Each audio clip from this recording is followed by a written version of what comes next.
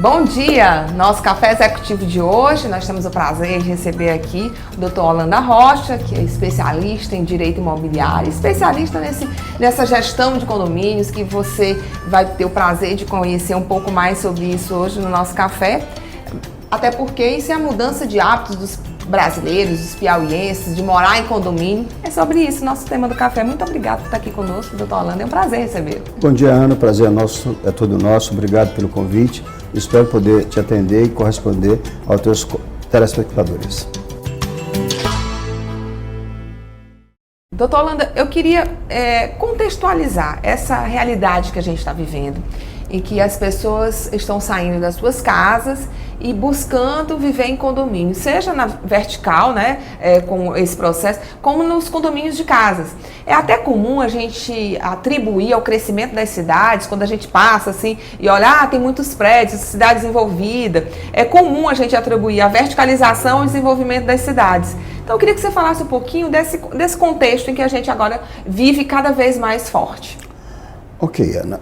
A sociedade brasileira, já desde 1910, com São Paulo e Rio de Janeiro, dado o espraiamento, o crescimento e o desenvolvimento da cidade, sentiu a necessidade de, em economizar, morar-se comunitariamente. E essas comunidades são denominadas condomínios. Essa é uma tendência irreversível. Começou com as grandes cidades, São Paulo, Rio, Belo Horizonte, Recife, Fortaleza, e tem se espraiado por todas as outras capitais brasileiras, inclusive nas cidades do interior. Quais são os fatores, o que levam as pessoas a fazer a opção de morar condominialmente, morar comunitariamente? Vários são os fatores. A gente pode citar, dentre eles, a contenção do espraiamento das cidades. Hoje os governos, sobretudo os governos municipais, têm uma grande preocupação em conter o espraiamento das cidades, tendo em vista que toda vez que a cidade vai se espraiando, ela vai se avolumando, exige desse poder público investimentos de infraestrutura. É mais difícil de administrar a cidade que tem uma amplitude maior, né, do que aquela que de alguma forma tem uma limitação. Porque ele precisa levar para lá toda uma infraestrutura de escola, rede de esgoto, água, luz, etc. Então, isso acaba gerando um custo muito alto. Consequentemente, os terrenos que ainda se encontram nos centros ou nas adjacências dos centros urbanos, acabam servindo para que possam ser edificados condomínios. Uma coisa, por exemplo, quando você observa, você faz Fazenda Real, por exemplo, tem 700 e poucos lotes, ocupa quase 100 hectares. Ora, o Vila Mediterrâneo é um condomínio que está em menos de 1 hectare e tem lá morando quase 400 famílias. De modo que a convivência condominial não só eleva a uma economia de custo, ou deveria pelo menos assim ser, posto que são muitas unidades construídas num único espaço, então há uma contenção de despesas ou de custos propostos pelas construtoras.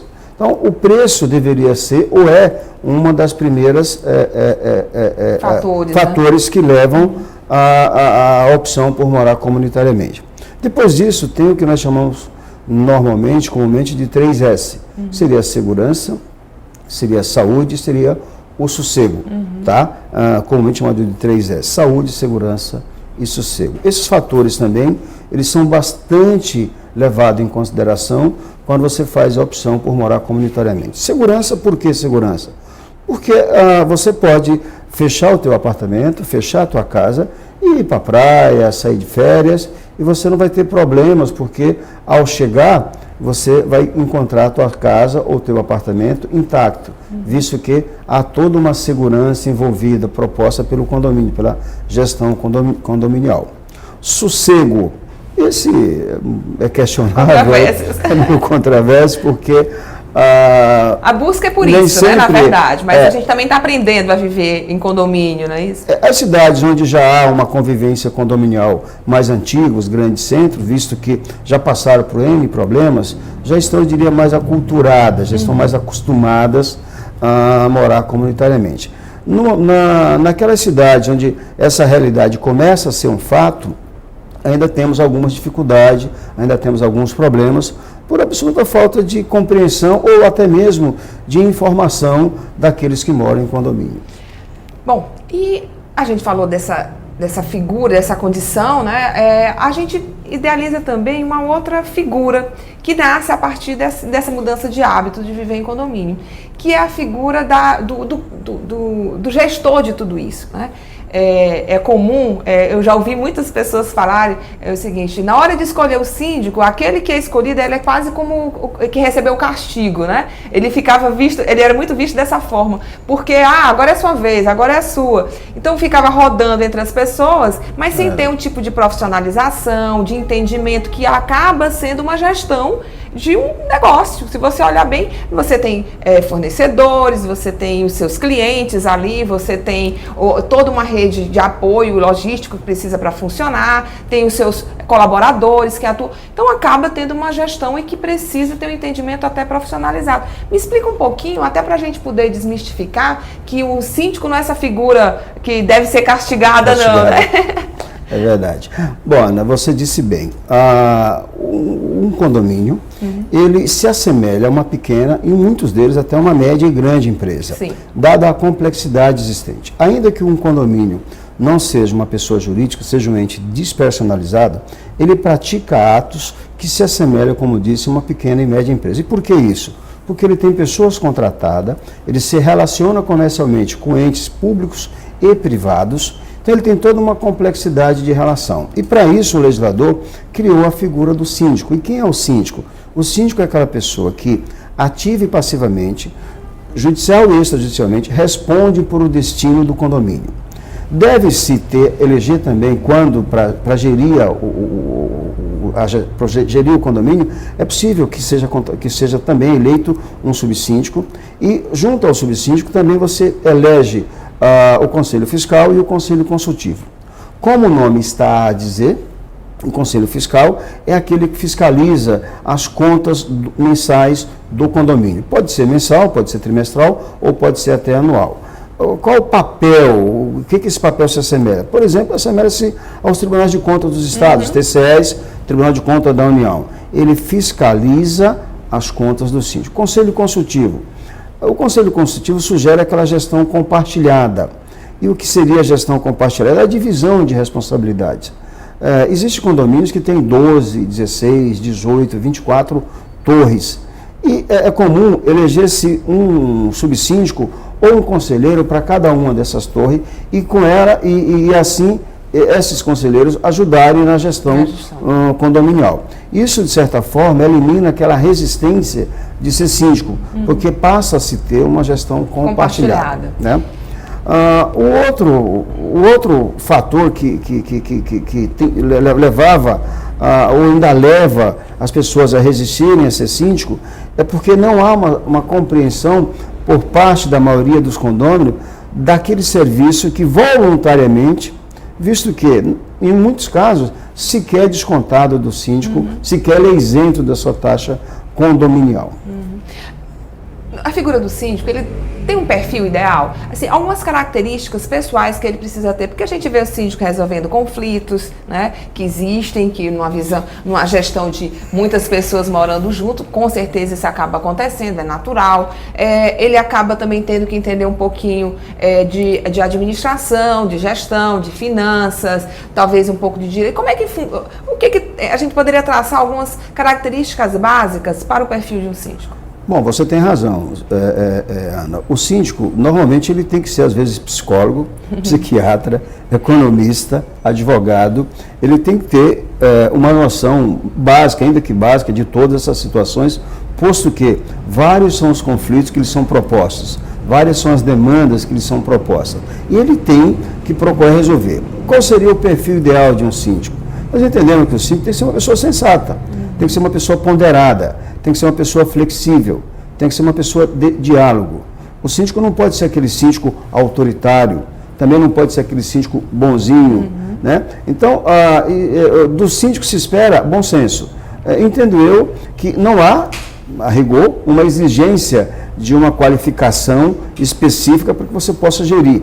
Ele tem que ser um gestor, um administrador, uma pessoa sensata, ponderada, que resolva os problemas com diálogo, porque assim exige os conflitos de hoje. Né? Os conflitos são criados dentro da própria comunidade, e a própria comunidade é que deve resolvê-los.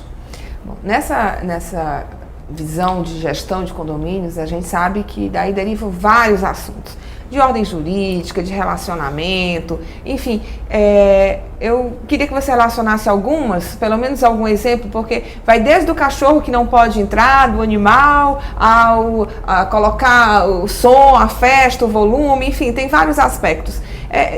Você pode trilhar alguns aspectos ou características que a gente possa evidenciar nessa visão de gestão compartilhada, de vivência em condomínio? Bom, nós aconselhamos, sugerimos, sobretudo naqueles condomínios que têm mais blocos, que têm mais torres, ou que têm uma quantidade superior, por exemplo, a 48 unidades, que o síndico compartilhe sua gestão, por exemplo, elegendo alguém da área de segurança. Uhum. É normal, é comum você encontrar pessoas das mais diversas áreas morando em condomínio. Então você pode, na área de entretenimento e lazer, você pode chamar ou convidar um colega que mora no mesmo prédio, que seja, por exemplo, da área de educação física, né, que seja da área de fisiologia. Você pode contratar, ou você pode convidar um colega, condômino, por exemplo, que seja da área de assistente social, de psicologia, para ajudar a resolver os possíveis conflitos. Você pode convidar um colega que seja advogado, que seja economista, que seja contabilista. Isto tudo faz com que aquela convivência condominial seja mais saudável, seja mais salutar. Ótimo. Então, a gente tem muito o que falar sobre isso. A gente tem recebido várias pessoas mandando mensagens, pedindo ajuda, porque assumiu agora a gestão de um condomínio, porque não sabe como fazer. Então, a intenção é, de alguma forma, dar essas informações. A gente vai contar aqui com a ajuda do Dr. Holanda, que é um expert nessa área aqui, não só aqui no Piauí, mas no Brasil todo, disseminando esse conhecimento vasto que ele tem. Muito obrigada, eu agradeço aqui a sua participação. Deixa aí uma mensagem para quem está nos assistindo em relação à responsabilidade agora de assumir uma gestão como essa. Bom, quem agradeço eu, né, inicialmente, quem agradeço eu a você e aos telespectadores. A rigor, eu costumo dizer que o síndico, ou para exercer uma atividade ou a gestão condominial de forma ponderada, ele ser sensato, ele conversar, ele ter um diálogo. As questões condominiais, elas são diversas, vai desde do barulho à criação de animais domésticos, mas nada que não possa ser resolvido a partir de um diálogo. Muito bom. Obrigada então, doutor Holanda. Parabéns a seu Antônio Luiz de Holanda Rocha, que tem uma brilhante atuação na área de gestão de condomínios, com a administração de milhares de imóveis. E aproveitando a deixa, em breve no Valor Profissional abordaremos mais sobre esse tema. Aguardem! Vamos agora para um rápido intervalo e na volta responderei as perguntas dos internautas no quadro Carreira. Fica aí, a gente volta já já.